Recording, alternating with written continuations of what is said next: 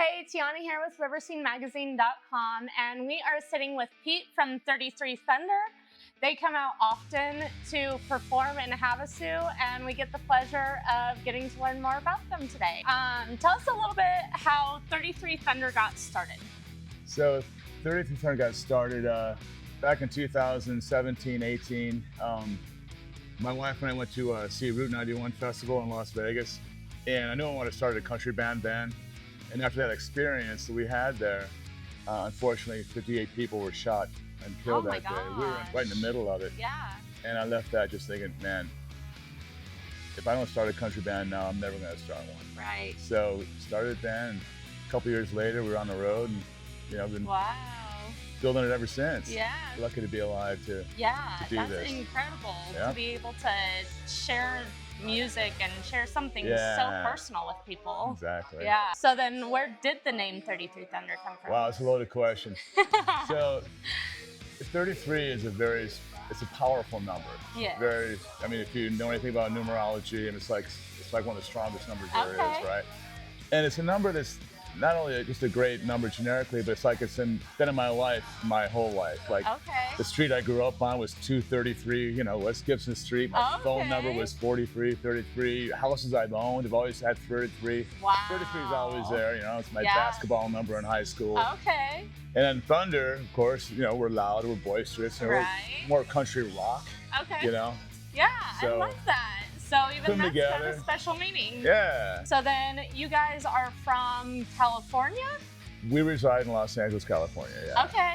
Yeah. That's awesome. So is that where you have most of your gigs and everything, or do you travel a lot? We travel a lot.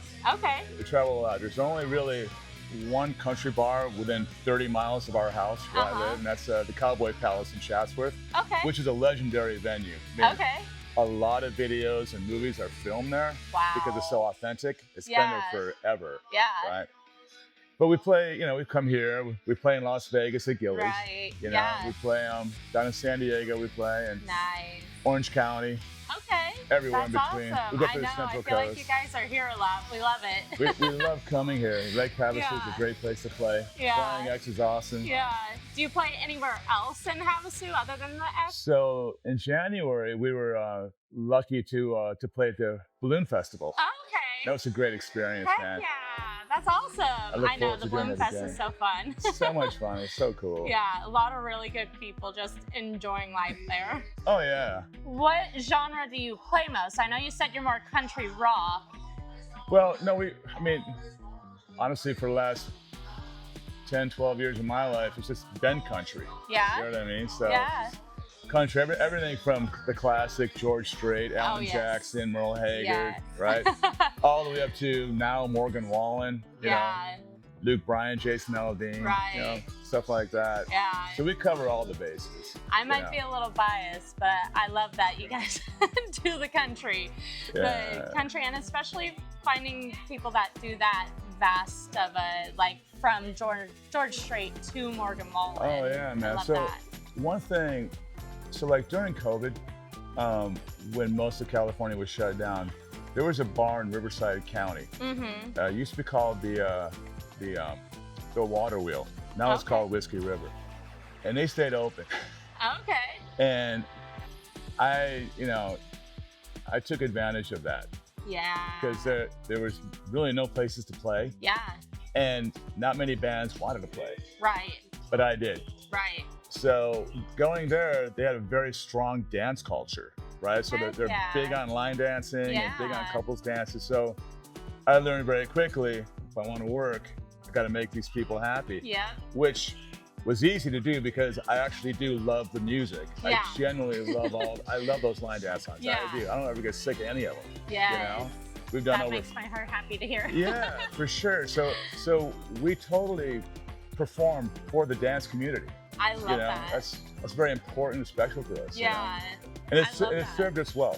Yeah. So I can imagine. I know, being a line dancer myself, that like I've had a lot of people say that they stayed because there's good music and there's dancers to watch. Right. So not only do you get the dancers, but you get the people staying because they have entertainment all around. Oh, totally. And honky tonks like the Flying X, the Cowboy Palace, places like that are dance centric, right?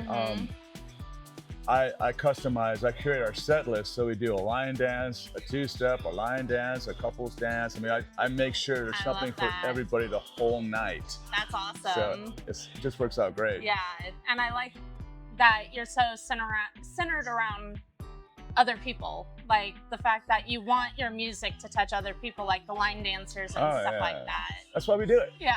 That's why we perform, you know, for you guys, you know. I love that. And ourselves too, but mainly for you. Without you, there's no point. Right. What's your favorite song to perform live?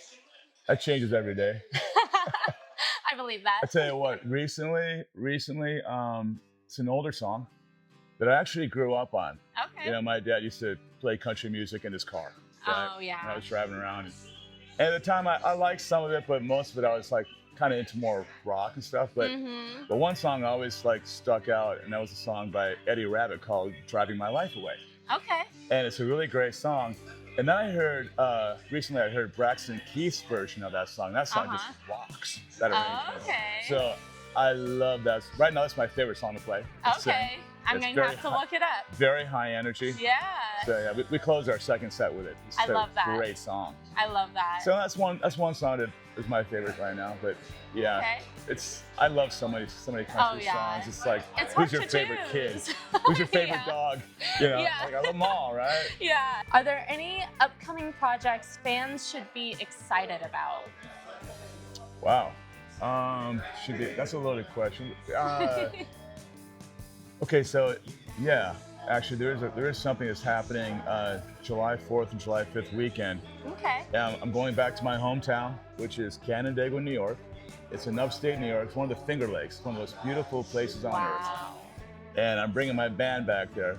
I'm going to be doing 2 big events there, so I'm really excited about that. That just gave me goosebumps. Because they've never seen me perform there. Oh my gosh. You know what I mean? Yeah. So New York, you said? Upstate New York. Upstate New York. Which New York's is like going country. It's about 400 miles away from New York City, so it's a completely different place. Oh man. It's a whole different world. I love that. Yeah, so that is exciting. Yeah. Now, will you guys be posting video or anything of that so people can find it and watch it? Yeah, you can find us on 33 Thunder Band on Instagram and also on Facebook.